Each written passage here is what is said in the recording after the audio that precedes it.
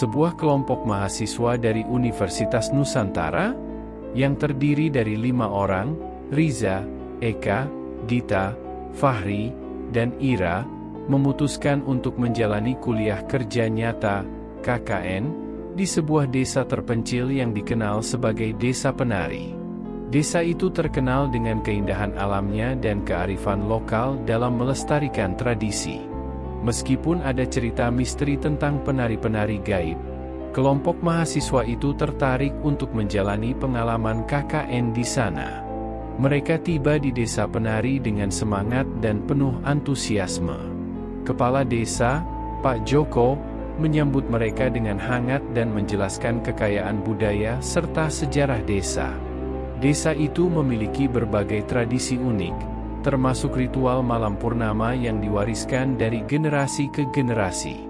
Selama beberapa minggu pertama, kelompok mahasiswa itu terlibat dalam kegiatan-kegiatan sosial, seperti memberikan pelatihan keterampilan kepada penduduk desa, membersihkan lingkungan, dan mendukung proyek-proyek pembangunan kecil. Mereka juga mengenal para penduduk yang ramah dan baik hati. Namun, seiring berjalannya waktu, mereka mulai mendengar cerita dari beberapa penduduk tentang penari-penari gaib yang muncul di hutan selama malam purnama. Awalnya, kelompok mahasiswa itu menganggap cerita itu sebagai mitos lokal yang menarik. Tetapi mereka mulai merasakan kehadiran sesuatu yang aneh saat malam tiba. Pada suatu malam, kelompok itu memutuskan untuk menjelajahi hutan untuk mengetahui apakah cerita tentang penari-penari gaib itu benar. Mereka memasuki hutan dengan penuh semangat, berharap untuk menemukan kebenaran di balik misteri tersebut.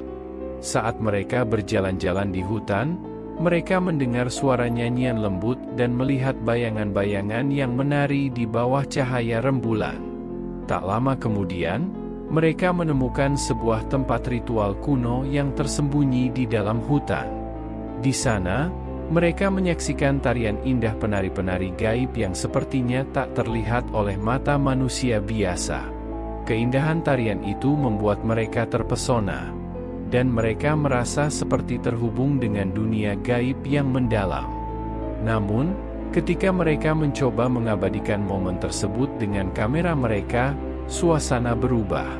Penari-penari gaib itu menghilang dengan cepat, dan kelompok itu merasakan kehadiran energi gaib yang intens di sekitar mereka. Mereka segera meninggalkan tempat itu, merasa bahwa mereka mungkin telah melanggar batas antara dunia manusia dan dunia gaib. Seiring berjalannya waktu, kelompok mahasiswa itu melanjutkan KKN mereka dengan hati-hati. Mereka terus memberikan kontribusi positif kepada desa. Tetapi cerita mereka tentang penari-penari gaib dan pengalaman di hutan menjadi perbincangan hangat di antara penduduk desa. Pada akhir KKN, kelompok itu berbagi cerita mereka dengan Pak Joko, kepala desa. Pak Joko tersenyum dan mengungkapkan bahwa mereka bukanlah satu-satunya orang yang mengalami pengalaman seperti itu.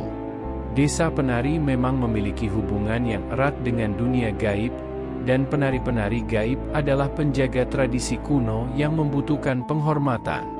Kelompok mahasiswa itu meninggalkan Desa Penari dengan pengalaman yang tak terlupakan dan pemahaman yang lebih dalam tentang kekuatan gaib yang melingkupi alam. Mereka menyadari bahwa dunia ini memiliki misteri yang tidak selalu dapat dijelaskan oleh akal manusia. Dan Desa Penari meninggalkan kesan yang mendalam pada mereka sebagai tempat di mana keindahan alam dan dunia gaib bersatu dalam harmoni unik. Sementara waktu berlalu, kelompok mahasiswa itu kembali ke kehidupan kampus mereka dengan bekal pengalaman dan cerita yang luar biasa. Mereka merindukan Desa Penari dan tetap memiliki hubungan yang erat dengan para penduduk yang ramah di sana. Namun, cerita tentang penari-penari gaib terus menjadi perbincangan di kalangan mereka. Beberapa bulan kemudian, salah satu anggota kelompok, Riza, memutuskan untuk kembali ke Desa Penari. Dia merasa ada sesuatu yang belum terselesaikan dan ingin mengeksplorasi lebih lanjut tentang hubungan antara dunia manusia dan dunia gaib. Riza menyusuri hutan sendirian pada malam purnama, dengan harapan menemukan kebenaran yang lebih dalam. Di tengah hutan, Riza kembali menyaksikan tarian penari-penari gaib. Kali ini, mereka mendekatinya dengan lembut dan mengajaknya untuk ikut serta dalam tarian tersebut. Riza, tanpa ragu, bergabung dalam tarian yang penuh keindahan dan makna mendalam. Dia merasakan energi gaib yang positif dan merasakan keterhubungan dengan alam yang begitu kuat. Setelah tarian selesai, penari-penari gaib itu mengungkapkan bahwa mereka adalah penjaga tradisi kuno desa penari. Riza kembali ke desa dan berbagi pengalamannya dengan penduduk serta anggota kelompoknya. Desa penari semakin dihormati sebagai tempat yang menjaga kearifan lokal dan menjembatani dunia manusia dengan dunia gaib. Beberapa tahun kemudian, desa penari menjadi tujuan wisata spiritual yang populer. Penduduknya bekerja sama dengan para pengunjung untuk menjaga kebersihan lingkungan dan menjalankan tradisi-tradisi dengan penuh penghargaan. Desa itu berkembang menjadi contoh kehidupan yang berdampingan dengan dunia gaib, mengajarkan nilai-nilai kearifan lokal kepada orang-orang dari berbagai penjuru. Riza, setelah menyelesaikan studinya, memutuskan untuk kembali dan tinggal di desa penari. Dia membantu penduduk desa dalam upaya pelestarian budaya dan alam. Desa itu menjadi semakin terkenal sebagai tempat yang penuh keindahan dan kedamaian, hidup bersama dalam harmoni.